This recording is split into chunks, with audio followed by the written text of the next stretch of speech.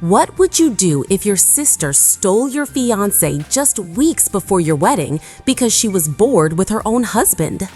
I'm Emily, a 30-year-old bank employee in Portland, Oregon, and that's the betrayal I faced in May 2024.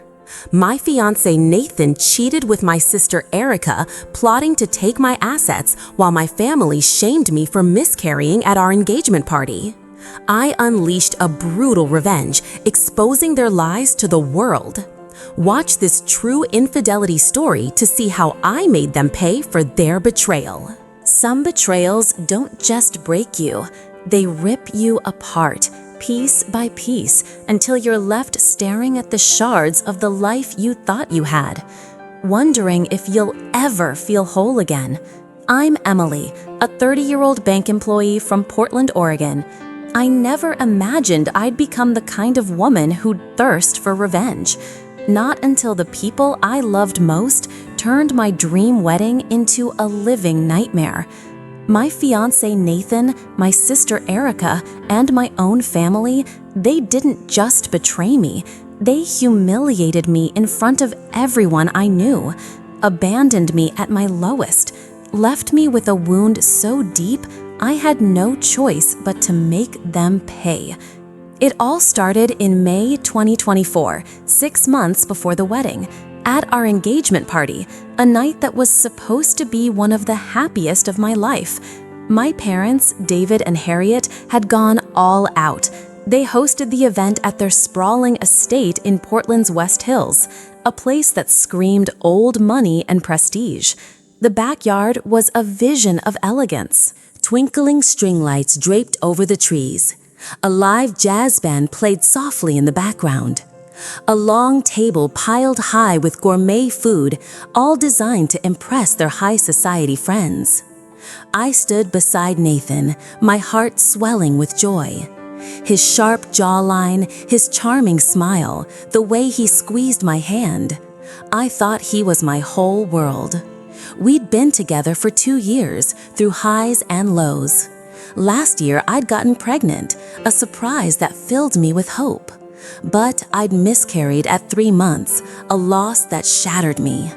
The doctor told us it was a girl. Nathan had been supportive at first, holding me as I cried. But my parents, they turned it into a weapon against me. As the party buzzed with laughter and champagne toasts, my father took the microphone. His booming voice silenced the crowd. I expected a heartfelt speech, something warm to celebrate our love. But what came next hit me like a punch to the gut. "We're here to celebrate Emily and Nathan," he began, his smile wide. "But let's be honest, Emily's already failed us once, hasn't she? She couldn't even carry a child to term. And when she did manage to get pregnant, it was just a girl. What a disappointment. No son to carry on the family name." The crowd fell silent, a few gasps cutting through the tension. My face burned with shame, my hands trembling at my sides. I felt Nathan stiffen beside me, but he didn't say a word, didn't defend me. My mother stepped forward, her voice dripping with fake sympathy. "It's true, darling," she said, her eyes cold as they met mine. "We were hoping for a grandson to make us proud. Someone worthy of the family legacy. But you couldn't manage that, could you? Let's hope Nathan can do better with you or someone else." Laughter erupted, cruel, mocking laughter that felt like 1,000 daggers. Each one twisting deeper as I stood there, exposed and humiliated. I turned to Nathan, my eyes pleading for him to speak. "Say something," I whispered, my voice breaking. "Don't make a scene, Emily," he muttered, his tone cold, dismissive. I stumbled away from the party, tears streaming down my face, my chest so tight I could barely breathe. How could they do this? How could they humiliate me like this? That night, I cried myself to sleep, the sting of their words searing into my soul. But I told myself I could endure it for Nathan, for the wedding, for our future. I was wrong. 4 weeks before the wedding, my world crumbled further. During a basketball game with friends, I pivoted wrong. A sharp snap in my knee sent agony shooting up my leg. An ACL tear, the doctor said. Surgery was non-negotiable. Recovery would be brutal. I thought my family would rally around me, that Nathan would be my rock. I was so wrong. They abandoned me, leaving me to fend for myself in their cold basement. Their betrayal was only the beginning. The days after my surgery blurred into a haze of pain and loneliness.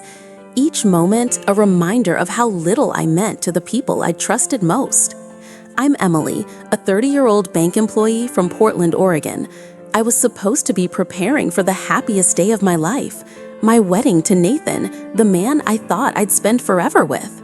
But that dream had been tainted at our engagement party in May 2024, where my parents, David and Harriet, publicly humiliated me for miscarrying a baby girl. Their words slicing into me like knives in front of everyone we knew. Now, as I lay in their cold, silent basement in June 2024, recovering from an ACL tear, just 4 weeks before the wedding, I thought things couldn't get worse. I was wrong. The betrayal I was about to uncover would shatter what little faith I had left, and the cruelty of my own family would ignite a rage I didn't know I was capable of. I'd been stranded in that basement for days, hobbling on crutches, my knee throbbing with every step. My surgery had left me weak, dependent on pain meds I had to ration, surviving on stale chips and leftover soup I could barely heat up in a shaky microwave. Nathan had promised to be there for me, his words at the hospital so sweet. "I'll take care of you, babe, in sickness and in health," he'd said. But they were hollow. He'd vanished into wedding planning with my mom, leaving me to fend for myself, his texts dismissive when I begged for help. "I'm busy with the centerpieces, Emily. You'll be fine," he'd written. I stared at those messages, my heart sinking as I scrolled through his social media. Seeing photos of him at luxurious spa visits with my sister, Erica, who I'd always thought was my closest ally. How could he do this to me? I thought, my chest tightening with hurt and anger. And Erica, why is she always with him? I pushed the thought down, telling myself I was overreacting, that they were just planning the wedding together. But deep down, a gnawing suspicion began to grow, a whisper in my mind I couldn't ignore. The suspicion turned into a roaring certainty 4 days after my family returned from their ski trip, a trip they'd taken without a second thought, leaving me alone in my pain. They'd promised to rotate care duties to help me recover, but they'd lied, abandoning me to chase their own fun while I suffered. That evening, they hosted a small family dinner at the house, a welcome back gathering to celebrate their return. I dragged myself up the stairs on my crutches, my knees screaming with every step, determined to confront them about their absence. The dining room was warm and lively, the table set with a spread of roast chicken, mashed potatoes, and wine, luxuries I hadn't tasted in days. Nathan was there, sitting beside Erica, their chairs so close their shoulders brushed, a detail that sent a shiver down my spine. My parents sat at the head of the table, their smiles wide but their eyes cold. They glanced at me, hobbling into the room like an unwanted guest. I lowered myself into a chair, my hands trembling as I gripped the table for support. The pain in my knee, nothing compared to the ache in my heart. "Where were you all?" I asked, my voice shaking with anger and hurt. "You promised to help me, but you left me alone. Stranded in the basement, barely able to move. I needed you." My father, David, didn't even look up from his plate, his voice sharp. "Don't be so dramatic, Emily." It was a non-refundable trip. We couldn't cancel. You're a grown woman, not a child. Stop acting like one. My mother, Harriet, chimed in, her tone dripping with disdain. Honestly, Emily, you've always been so weak. First, you couldn't carry a child, and now you can't handle a little injury? It's no wonder you're such a disappointment. Their words hit me like a slap, reopening the wound from the engagement party. Before I could respond, Erica spoke up, her voice smug and cutting, a wicked smile playing on her lips. "Oh, come on, Mom. Don't be too hard on her," she said, her eyes gleaming with malice. She leaned closer to Nathan, her hand brushing his arm. Emily's just jealous because she knows Nathan deserves better. Isn't that right, Nathan? She turned to him, her voice dripping with flirtation. Nathan smirked, his hand sliding under the table to rest on her knee. A gesture so blatant, so shameless, I felt the air rush out of my lungs. The room spun as I realized what I was seeing, the betrayal hitting me like a freight train. "What the hell is going on?" I demanded, my voice trembling with rage. I slammed my hand on the table, the pain in my knee forgotten. "Nathan? Are you with Erica?" Erica laughed, a cold, mocking sound that sent chills down my spine. Her hand now openly resting on Nathan's thigh. "Oh, Emily, don't act so surprised," she sneered, tossing her hair with a smug grin. "I've been bored out of my mind with Lucas. He's so dull, always working, never paying attention to me. Nathan's so much more fun, and honestly, he deserves a woman who can give him what you can't. A real heir, not a miscarriage and a broken body." Nathan didn't even flinch, his smirk widening as he leaned back in his chair, his voice cold and cruel. "She's right, Emily," he said, his eyes hard as they met mine. "You're weak, always have been. I need a woman who can keep up with me, not someone who falls apart at the first sign of trouble." I felt like I'd been stabbed, the betrayal cutting so deep I could barely breathe. My mind racing with a storm of emotions, shock, anger, heartbreak, a growing rage I couldn't suppress. How could they do this to me? I thought, my hands shaking as tears burned in my eyes. My own sister, my fiancé, they're sitting there laughing at me while my parents just watch? I turned to David and Harriet, desperate for them to say something, to defend me. But they just sat there, their faces blank, as if I were the one in the wrong. "You knew about this, didn't you?" I whispered, my voice breaking. Harriet sighed, her tone dismissive. "Emily, don't make a scene. Nathan and Erica are just exploring their options. You need to focus on the wedding. It's all in your name, after all. Don't ruin it for everyone." The room felt like it was closing in, their words echoing in my mind. I stumbled back to the basement, my crutches slipping on the stairs. I fought back sobs as I collapsed onto the couch. They're not just betraying me, they're mocking me, humiliating me. And they expect me to just take it? The pain in my knee was nothing compared to the fire now burning in my chest. A fire fueled by rage, betrayal, and a desperate need for justice. I knew then that I couldn't let this go. I wouldn't let them walk all over me anymore. They thought I'd stay quiet, that I'd bend to their will like I always had. They were wrong. I was done being their doormat.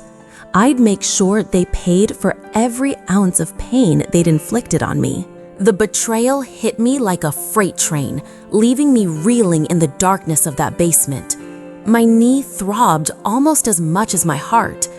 I'm Emily, a 30-year-old bank employee from Portland, Oregon. I thought I'd hit rock bottom at our engagement party in May 2024.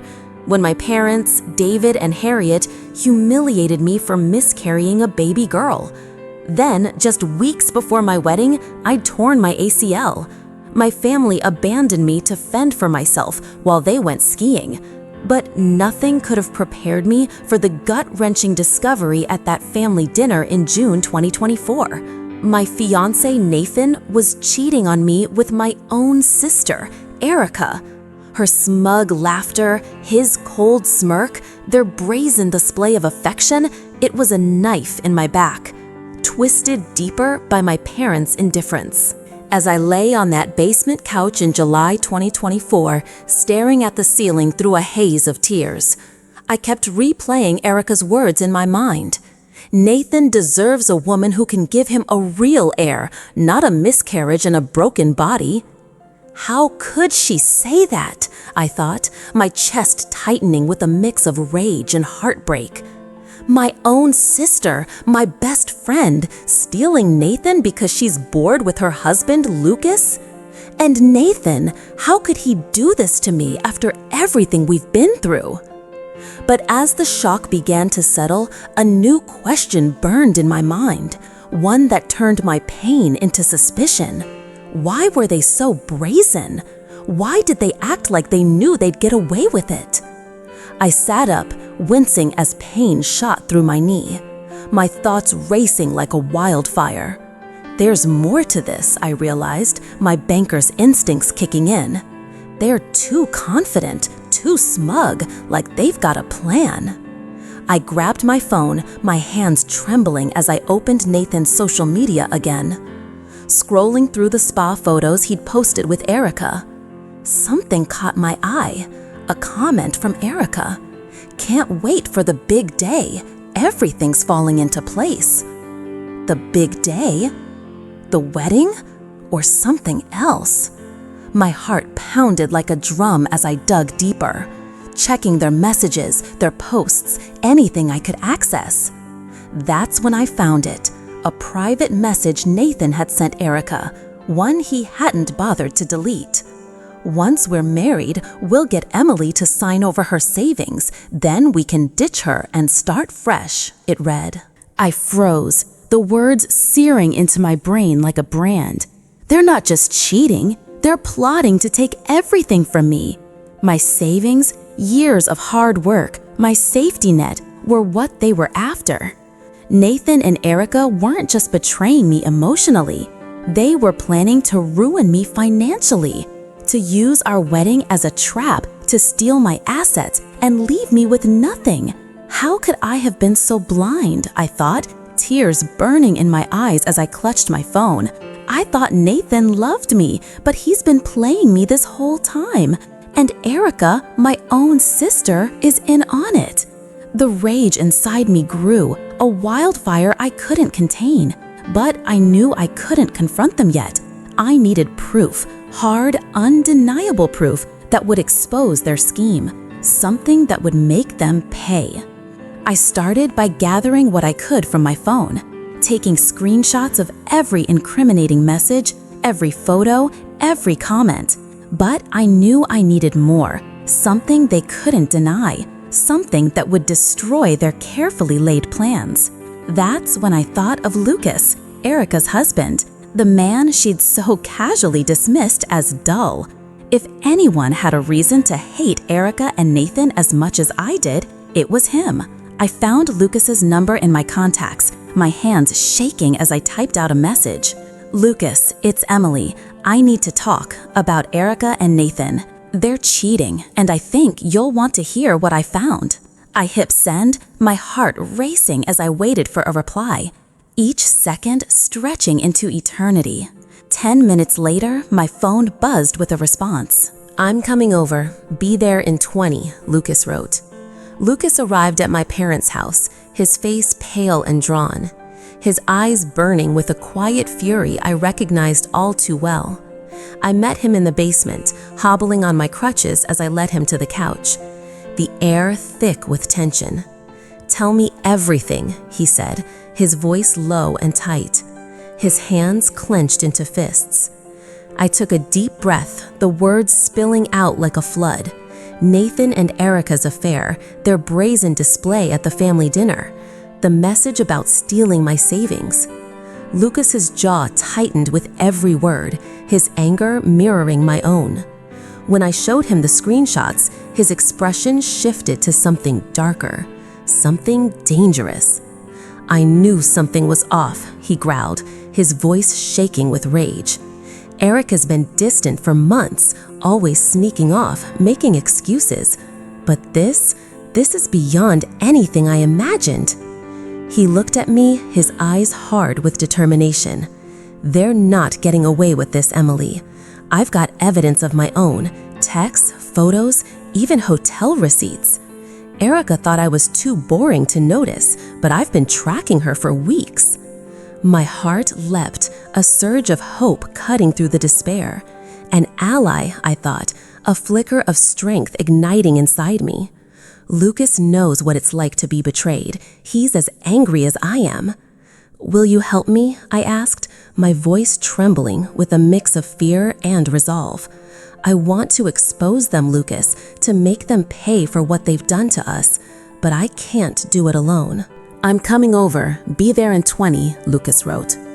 Lucas arrived at my parents' house, his face pale and drawn, his eyes burning with a quiet fury I recognized all too well. I met him in the basement, hobbling on my crutches as I led him to the couch, the air thick with tension. Tell me everything, he said, his voice low and tight, his hands clenched into fists. I took a deep breath, the words spilling out like a flood. Nathan and Erica's affair, their brazen display at the family dinner, the message about stealing my savings. Lucas's jaw tightened with every word, his anger mirroring my own. When I showed him the screenshots, his expression shifted to something darker, something dangerous. I knew something was off, he growled, his voice shaking with rage. Eric has been distant for months, always sneaking off, making excuses. But this is beyond anything I imagined. He looked at me, his eyes hard with determination. They're not getting away with this, Emily. I've got evidence of my own, texts, photos, even hotel receipts. Erica thought I was too boring to notice, but I've been tracking her for weeks. My heart leapt, a surge of hope cutting through the despair. An ally, I thought, a flicker of strength igniting inside me. Lucas knows what it's like to be betrayed. He's as angry as I am. Will you help me? I asked, my voice trembling with a mix of fear and resolve.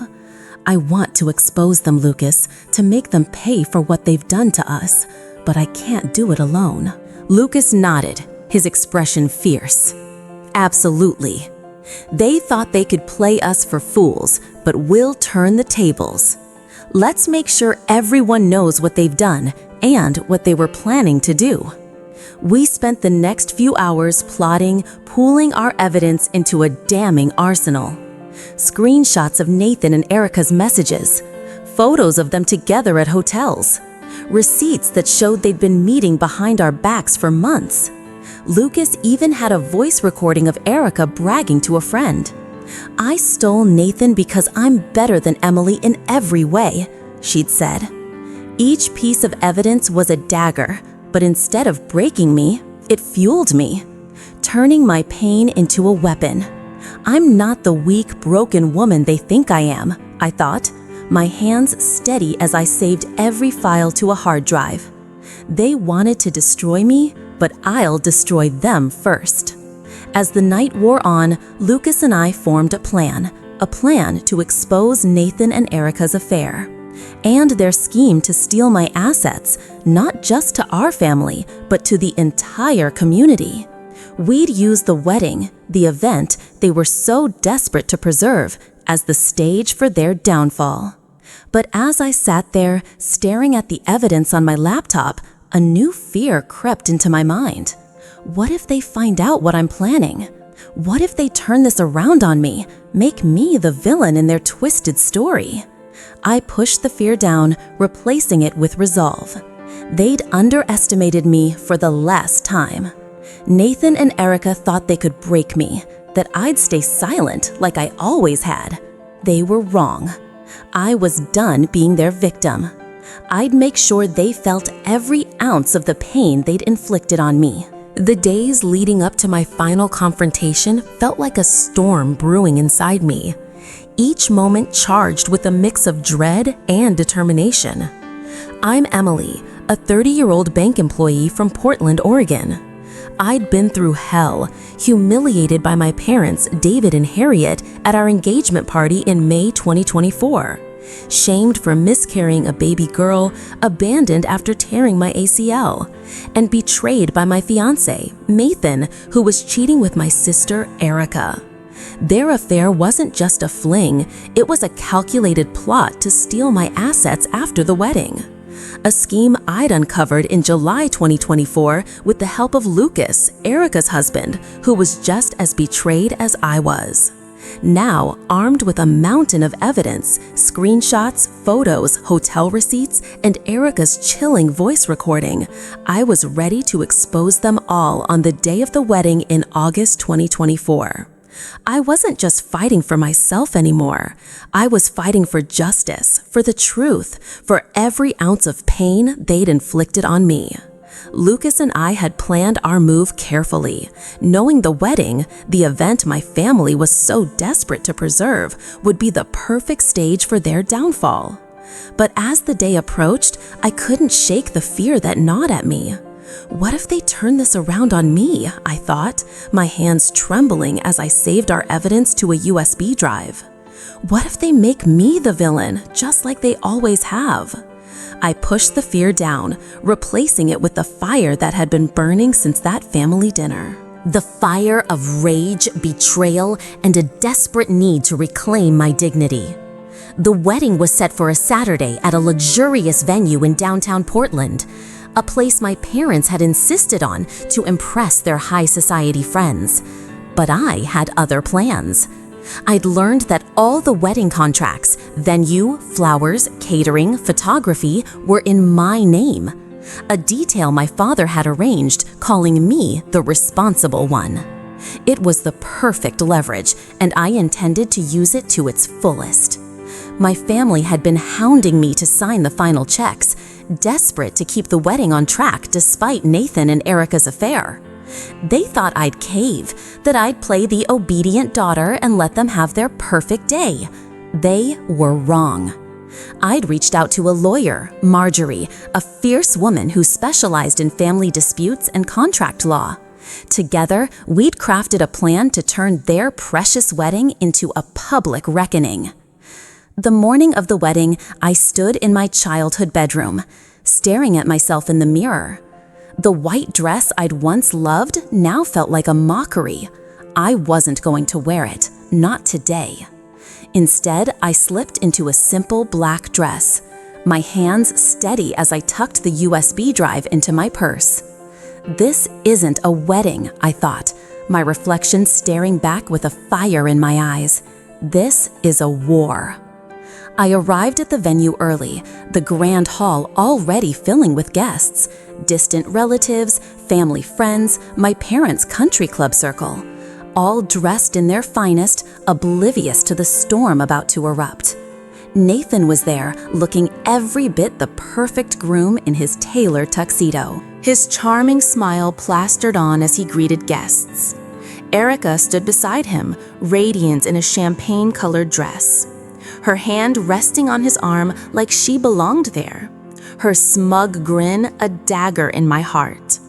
David and Harriet mingled with the crowd, their laughter ringing out. Playing the part of proud parents, their hypocrisy making my stomach churn. I slipped into the back of the hall, my heart pounding as I met Lucas's gaze. He was seated near the front, his expression hard with determination. We'd agreed to wait until the ceremony began, to let them think they'd won before we struck. As the officiant called everyone to their seats, I took a deep breath, my hands trembling as I gripped the USB drive. Nathan and Erica stood at the altar, their smiles fake as they faced the crowd, ready to play their parts in this sham of a wedding. The officiant began, his voice warm and ceremonial. We're gathered here today to celebrate the union of Nathan and... That was my cue. I stood, my voice cutting through the silence like a blade. "Stop!" I shouted, my words echoing through the hall. Every head turned to me. "There's not going to be a wedding today, not after what Nathan and Erica have done." Gasps rippled through the crowd, whispers erupting as Nathan's face went pale, his smile vanishing. Erica's eyes widened, her hand dropping from his arm as she took a step back, her smugness replaced by panic. "What the hell are you doing, Emily?" Nathan hissed, his voice low but furious, his eyes darting to the crowd.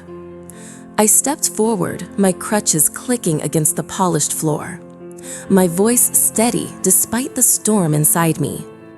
"I'm doing what I should have done a long time ago, telling the truth." I pulled out the USB drive, holding it up for everyone to see.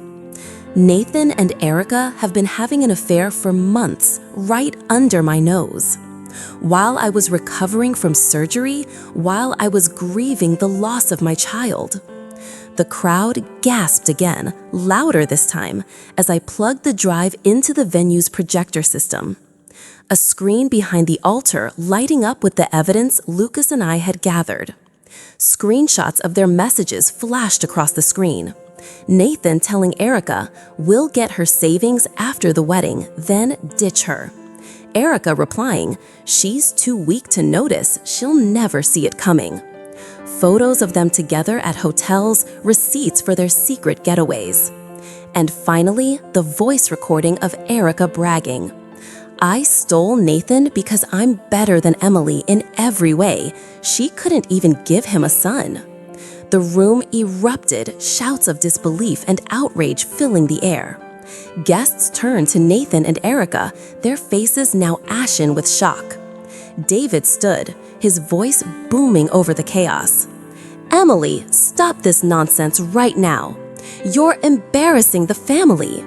Harriet chimed in, her voice shrill with panic. "You're ruining everything, you ungrateful girl. After all we've done for you?" I turned to them, my voice trembling with rage but unwavering. "All you've done for me? You humiliated me at our engagement party for miscarrying my daughter. You abandoned me after surgery to go skiing. And now you're covering up Nathan and Erica's affair? You're the ones who should be ashamed."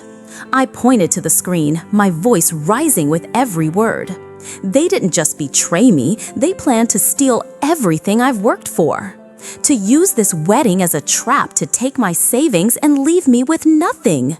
Lucas stood, his voice steady as he addressed the crowd, holding up his own evidence, more photos, more receipts. "I'm Lucas, Erica's husband, and I can confirm every word Emily's saying. They thought they could play us both for fools, but we're done being silent." The crowd turned on Nathan and Erica, their whispers turning to shouts. "Shame! How could you?" The officiant stepped back, his face pale with shock. Nathan lunged toward me, his voice a snarl. "You'll regret this, Emily. You're nothing without me, nothing." Erica grabbed his arm, her voice trembling with panic. "Nathan, stop! She's ruining us, do something." But it was too late. The damage was done, their lives exposed for all to see. Their perfect facade shattered in front of the very people they tried to impress. I turned to the crowd, my voice breaking but strong. "I'm calling off the wedding, and I'm done with this family. You all wanted a perfect day? Well, here's the truth instead." I walked out of the venue, my crutches clicking against the floor, the sound of chaos fading behind me as I stepped into the cool Portland air. They thought they could break me, I thought, a fierce determination settling in my chest. But I'm not broken, not anymore. I'd exposed their betrayal, but this was only the beginning. Nathan, Erica, and my parents would face more than public humiliation. I was ready to take this fight to court, to make sure they paid for every tear, every lie, every moment of pain they'd inflicted on me. The moment I walked out of that wedding venue in downtown Portland in August 2024, I felt a weight lift off my shoulders, a weight I'd been carrying for far too long. I'm Emily, a 30-year-old bank employee from Portland, Oregon. I just exposed the darkest secrets of my family in front of everyone they cared about impressing. My fiancé Nathan had been cheating with my sister Erica, plotting to steal my assets after our wedding in a scheme that started back in May 2024. While my parents, David and Harriet, covered it up, shaming me for miscarrying a baby girl at our engagement party and abandoning me after I tore my ACL. With the help of Lucas, Erica's husband, I turned their precious wedding into a public reckoning, projecting their lies on a screen for all to see, screenshots, recordings, photos. Now, as I stood outside in the cool Portland air in September 2024, the sound of chaos fading behind me, I knew I'd changed everything. They thought they could break me, I thought, my hands trembling on my crutches, not from fear, but from power. I've shattered their perfect little world, and they'll never recover. The fallout was immediate and devastating, a wildfire I'd ignited that consumed everything in its path. Within hours, the story spread like gossip through Portland's high society circles. Nathan and Erica's affair, their scheme to steal my savings, my parents' complicity in covering it up. Social media exploded with posts from wedding guests. Some called Nathan and Erica disgusting. Others slammed David and Harriet for their shameful behavior. They humiliated her at the engagement party for miscarrying, then let this happen, one post read, racking up hundreds of likes. Another guest shared a video clip of the screen projection, the damning messages between Nathan and Erica playing on a loop for the world to see. My parents' country club friends turned on them overnight. Their invitations to galas and charity events vanished as quickly as their reputation. David, a prominent businessman, faced a PR nightmare. His company's stock took a hit as clients distanced themselves from the scandal. Harriet, who'd always prided herself on her social standing, became a pariah, her name whispered with disdain at the very events she'd once ruled. Nathan and Erica didn't fare any better. Lucas filed for divorce the next day, using the evidence we'd gathered to ensure Erica wouldn't see a dime of his money. She moved into a dingy apartment on the outskirts of Portland. Her glamorous life reduced to nothing. Her social media accounts flooded with hate comments calling her a homewrecker and worse. Nathan lost his job at a prestigious law firm when the scandal broke. Clients didn't want a cheater handling their cases. Last I heard, he'd taken a low-paying gig at a strip mall office. His charm useless in the face of his ruined reputation. I didn't stop at the wedding. Marjorie, my lawyer, had been working on a countersuit against my parents and Nathan for emotional distress, breach of promise, and intentional infliction of mental anguish. We'd filed it the week after the wedding, using the same evidence from the venue. Screenshots, recordings, and Lucas's affidavit confirming the affair and the plot to steal my assets. The courtroom battle was swift and brutal. Marjorie presented our case with precision, showing the judge the timeline of my abandonment after surgery, the public humiliation at the engagement party, and the financial scheme Nathan and Erica had planned. My parents tried to countersue, claiming I'd breached contract by canceling the wedding. But the judge, a stern woman with no patience for their excuses, dismissed their case with prejudice. She called it an appalling misuse of the court's time, her voice dripping with disdain as she looked at David and Harriet. You abandoned your daughter in her time of need, covered up an affair, and now you sue her for your own financial losses, she said, her words echoing through the courtroom. I'm awarding Miss Emily damages for emotional distress and legal fees. Let this be a lesson in accountability. The modest sum I received was nothing compared to the satisfaction of watching my parents' faces crumple, their legacy in tatters. I knew I couldn't stay in Portland, not after everything. The memories, the whispers, the judgmental stares from people who'd once called me family, they were too much. I packed up my things and moved to Seattle, a city where no one knew my name or my story, where I could start over. I rented a small apartment near the waterfront. The sound of the waves a soothing balm to the wounds that still lingered in my heart. I threw myself into my work, taking on new projects at the bank. Slowly, I began to heal. One evening, as I sat at my desk with a blank journal open in front of me, I picked up a pen, my hand trembling as I wrote the first words, "I'm free." I wrote about the pain, the betrayal, the rage that had consumed me, but also the strength I'd found, the fight I'd won. I closed my eyes, a memory flickering to life, a summer day in 2023. Laughing with friends at a park in Portland, the sun warm on my face.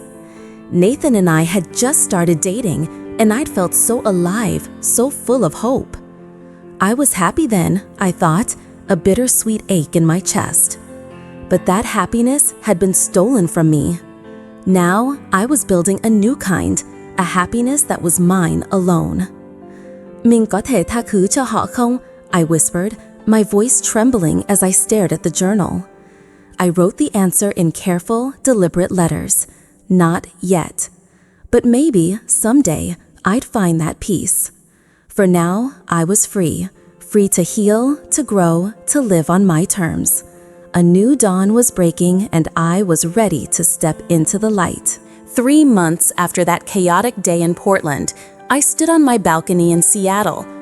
The Puget Sound stretched out before me like a canvas of endless possibilities. It was November 2024, and the crisp air brushed against my skin as I watched the sunset. I'm Emily, a 30-year-old bank employee who once thought my life was set. A dream wedding, a loving fiancé, a family I could rely on. But that dream shattered when Ethan, my fiancé, cheated with my sister Erica. Starting back in May 2024, their betrayal a wildfire that burned through everything I held dear. My parents, David and Harriet, covered it up, shaming me for miscarrying a baby girl at our engagement party, pressuring me to fund a wedding they knew was a sham, all while Nathan and Erica plotted to steal my savings after the ceremony.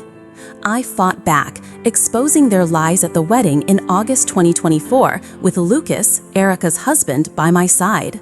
We took our revenge to court, ensuring they faced the consequences of their betrayal. Now, as I watched the sky turn shades of orange and pink, I felt a peace I hadn't known in years. The fallout had been brutal. My parents' reputation in Portland's high society was in tatters. Their business suffered as clients distanced themselves from the scandal. David and Harriet were forced to sell their estate to cover legal fees. Their social circle shrinking to nothing as whispers of their betrayal followed them everywhere. Erica's life crumbled too. Lucas divorced her, taking everything in the settlement. She fled to a rundown apartment, her once glamorous life reduced to nothing. Nathan lost his job, his charm useless in the face of public humiliation. Last I heard, he was scraping by in a dead-end role, his name synonymous with disgrace.